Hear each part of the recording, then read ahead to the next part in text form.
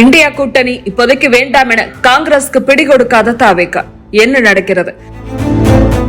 2026 சட்டமன்ற தேர்தலில் தனிப்பெரும் கட்சியாக வென்ற தாவேகாவிற்கு முதல் ஆளாக நிபந்தனையுடன் ஆதரவு கொடுத்து அமைச்சரவையில் இடம்பெற்றது காங்கிரஸ்.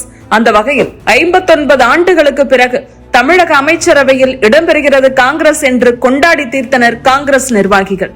ஆனால் மறுபுறம் திமுகவின் முதுகில் ஏறி எம்எல்ஏ எம்பி பதவிகளை பெற்ற காங்கிரஸ் திமுக தோற்ற அடுத்த கணமே திமுகவின் முதுகில் குத்திவிட்டு தாவேகாவிற்கு சென்று விட்டது.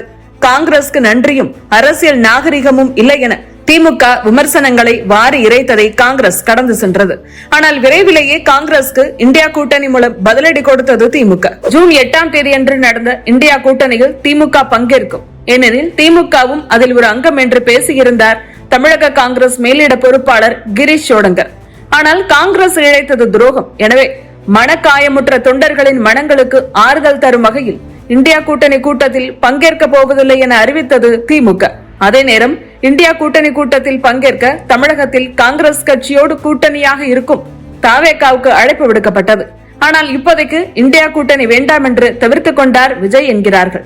தமிழக அமைச்சரவையில் காங்கிரஸ்க்கு இடம் கொடுத்ததை, மாநிலங்களவையில் இடம் கொடுத்ததை பாஜக ரசிக்குமா என்ற கேள்வி ஒருபுறம் எழுந்த நிலையில் இந்தியா கூட்டணியிலும் இடம்பெற்றால் டெல்லியின் கோபத்திற்கு மேலும் ஆளாக நேரிடலாம்.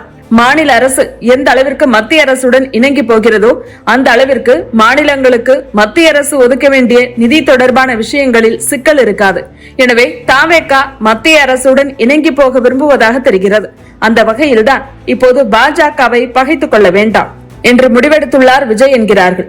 ஒரு மாநிலங்களவை இடம் கிடைத்த போது கூட அதை காங்கிரஸ்க்கு கொடுக்க காரணம், மாநிலங்களவைக்கு சென்றால் பாஜக கொண்டு வரும் மசோதாக்களுக்கு எதிராக பேச நேரிடும். எனவே அதை தவிர்ப்பதற்காகவே தன்னுடைய கட்சி சார்பாக அவர் யாரையும் மாநிலங்களவைக்கு அனுப்பவில்லை என்று சொல்லப்படுகிறது. விஜயை பொறுத்தவரையில் 2029 நாடாளுமன்ற தேர்தல் நெருங்கும் சமயம் பாஜக எதிர்ப்பு அரசியலை காங்கிரசோடு சேர்ந்து செய்தால் போதுமானது. அதுவரை அந்த அரசியல் வேண்டாம் என்பதுதான் அவருடைய கணக்கு என்கிறார்கள். இந்நிலையில் முதலமைச்சராக பதவியேற்ற பிறகு முதன்முறையாக டெல்லி சென்ற விஜய் பிரதமர் மோடியை மட்டும் சந்தித்தார். ராகுல் காந்தியையோ சோனியா காந்தியையோ அவர் சந்திக்கவில்லை. இரண்டாவது முறையாக 3 நாள் பயணமாக டெல்லி சென்றுள்ள நிலையில்தான் ராகுல் காந்தி மற்றும் சோனியா காந்தியை சந்தித்து பேசியிருக்கிறார் விஜய். இந்த சந்திப்பில் தமிழகத்தில் உள்ள தற்போதைய அரசியல் சூழ்நிலை, 2029 தேர்தல், இந்தியா கூட்டணி விவகாரம் குறித்து பேசியதாக சொல்லப்படுகிறது. இந்தியா கூட்டணியில் வலுவான ஒரு கூட்டணி கட்சினா அது திமுக தான். இந்தியா கூட்டணிக்கு மிகப்பெரிய தூணாக இருந்ததும் திமுக தான். ஆனால் தற்போது திமுக இல்லாததை பூர்த்தி செய்ய தாவேகாவால் முடியும் என்று நம்புகிறது காங்கிரஸ்.